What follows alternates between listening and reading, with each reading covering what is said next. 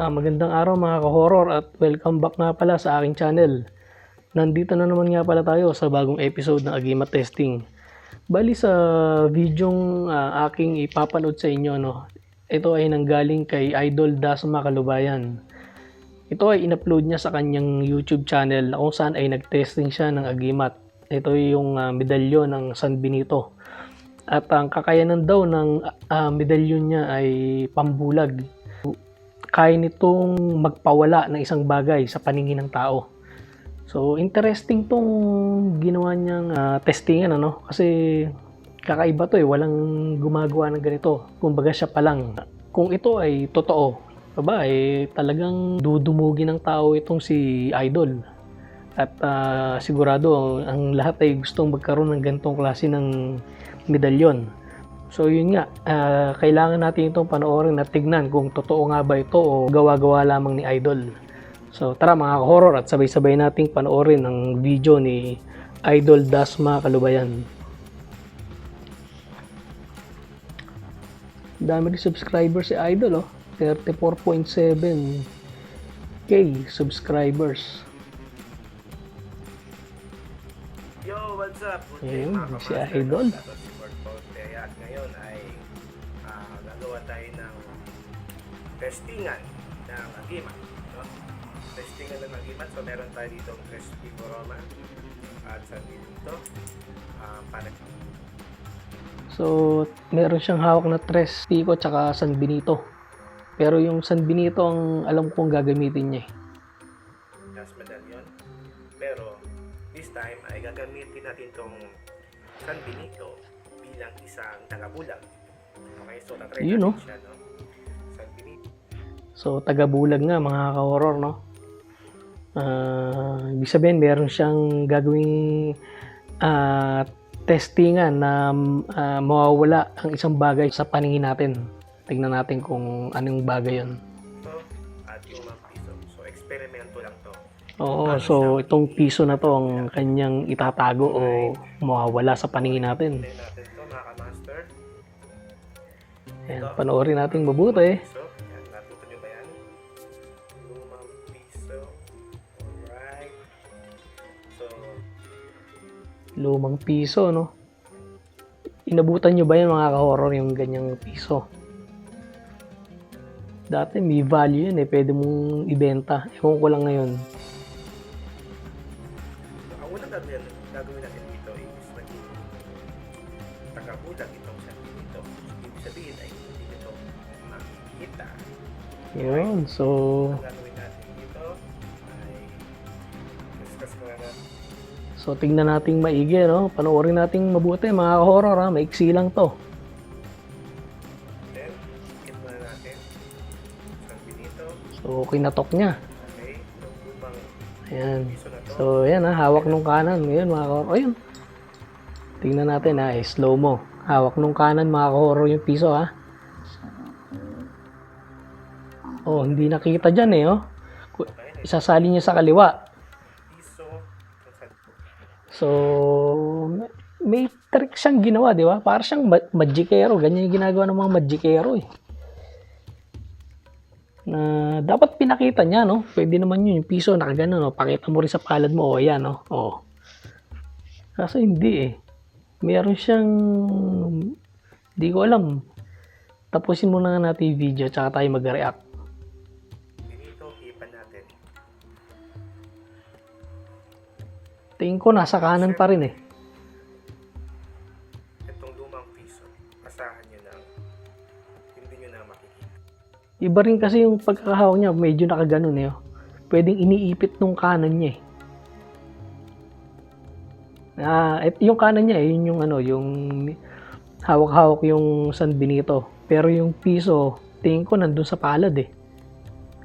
Hindi dito sa kaliwa na sinalinan kanina. Oh, nawala. Galing. Oh my God!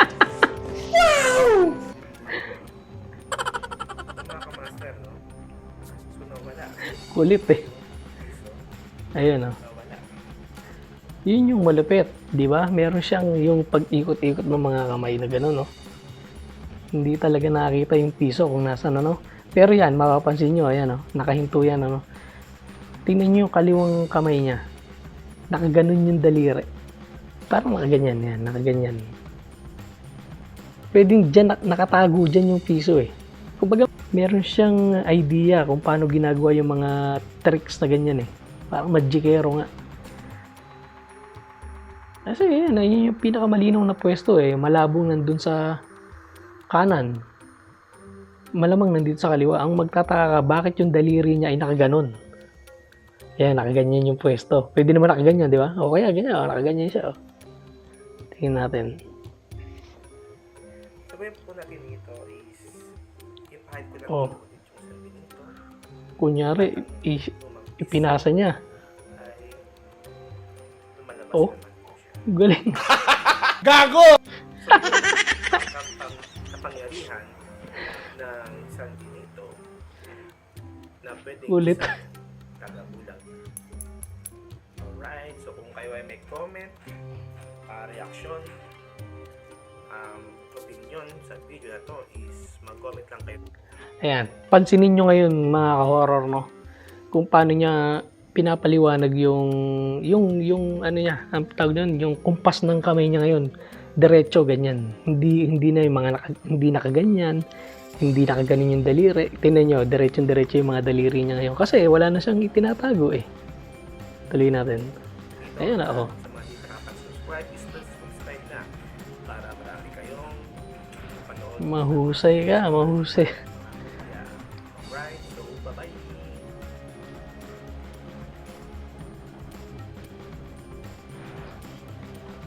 So, ano sa tingin niyo mga ka-horror?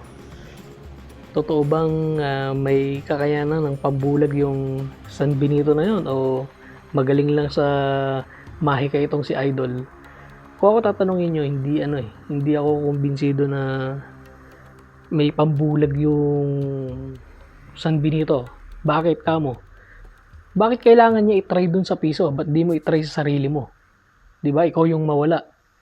Dun mismo sa video, no? Habang nag-explain ka, bigla kang nawala. Ayun ang talagang malupit kasi may kakayanan na nga ng pambulag eh. Bakit kailangan sa piso mo pa i-apply eh? Tapos yun nga, yung kung paano yung mga kumpas ng kamay niya is nakaganyan eh. Hindi siya nakaganyan. Kumbaga meron siyang tinatago dun sa kaliwa o sa kanan niya eh. Actually, hindi ako kumbinsido na may pambulag. May kaalaman siya sa mahika. Magikero to si Idol. Pero walang kakayanan ng pambulag yung San Benito niya. So, siguro ginawa niya yung video na to for entertainment purpose lang. Pero kung sakaling totoo yan, yan ang isa sa pinaka the best na medalyon na makikita natin o makapanood natin sa YouTube ngayon. Kasi kakaiba yung kakayanan na yun magiging invisible ka. Meron kasi yung mga sakunat. Tapos yung pamigil. Ano pa ba? Yun nga. Kumbaga ito is pambulag naman. Pero hindi masyadong Kumbaga hindi tayo makakumbinsi ng mga ganito basta-basta eh. Pero yun nga. Kayo ang bahalang husga mga ka-horror kung ito ba ay totoo o hindi. So hanggang dito na lang mga ka-horror at sana ay nagustuhan nyo ang in-upload kong video. At sana ay samahan nyo pa rin ako sa mga susunod ko pang i-upload ng video reaction tungkol sa Agimat. Maraming salamat po.